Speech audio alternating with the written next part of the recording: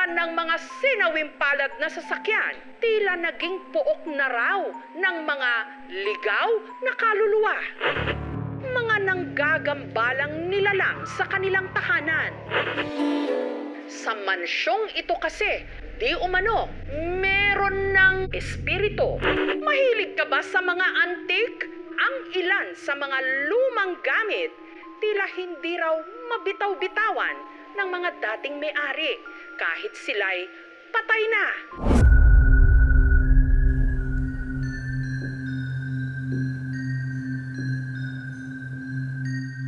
Ang mundo ay nababalot ng misteryo.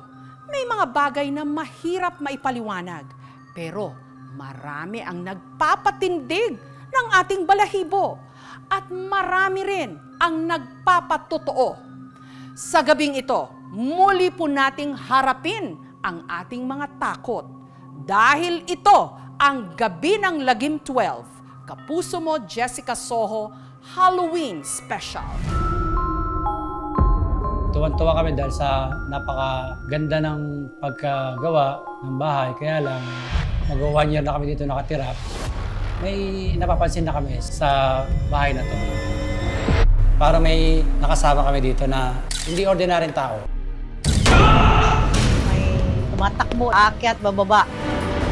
Binabaan na namin yung presyo para mabilis mabenta yung bahay. Nagugulat ako, may bumili lang to, bakit naka-for sale na naman to? Mabigat yan eh. Hindi yan bubukas nang hindi mo talaga bubuksan. Uy, ang mabigat. Choking yung energies.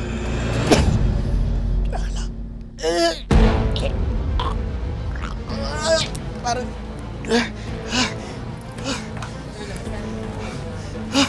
Parang dinidrag ng cable yung tao.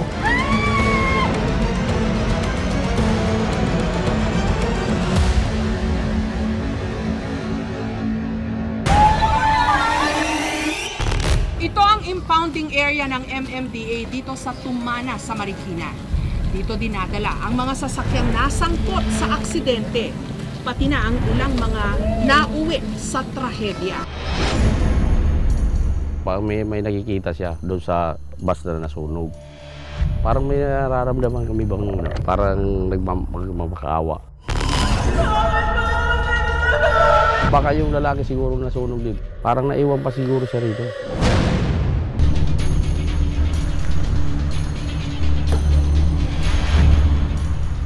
Ako si Ryan Egelman. Buksan ang mga mata. Can't seek anything. Talasan ng pandinig. Auction area yung pinaka-may vibe na hindi ako natutuwa. Ngayon gabi ng lagim.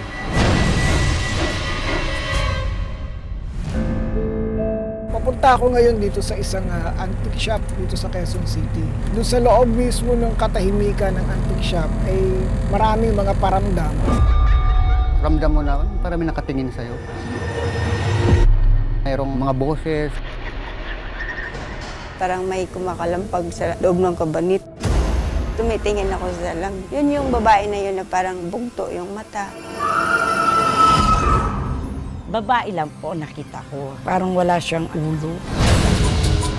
Ang galaw po.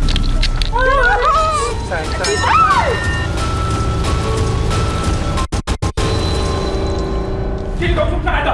Ha? Nalilisik yung mata niya. Para kakakong sinasapian ng demonyo. Magbuhat nung nagpakita nga yung maitim na lalaki, yung mga anak ko nagka-demonyo na yung mga utak nila. Nilalabanan ko lang po. Mabigat.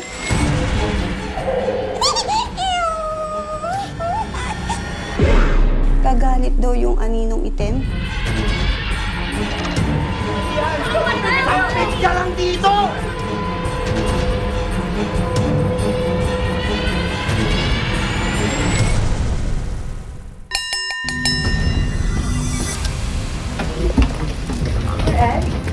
May sabay-sabay na sumisigaw sa tenga ko.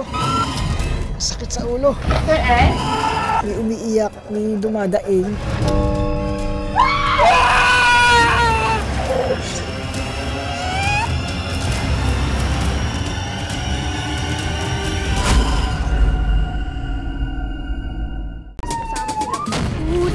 What was that? Ito Tacloban na dinatnan namin, isang masamang panaginip. I survive! Ganda ng driver ko. Hindi ako makapaniwala. Ang ganda ng ngipin. Ako po ang inyong kapuso. Mabuhay from the Philippines!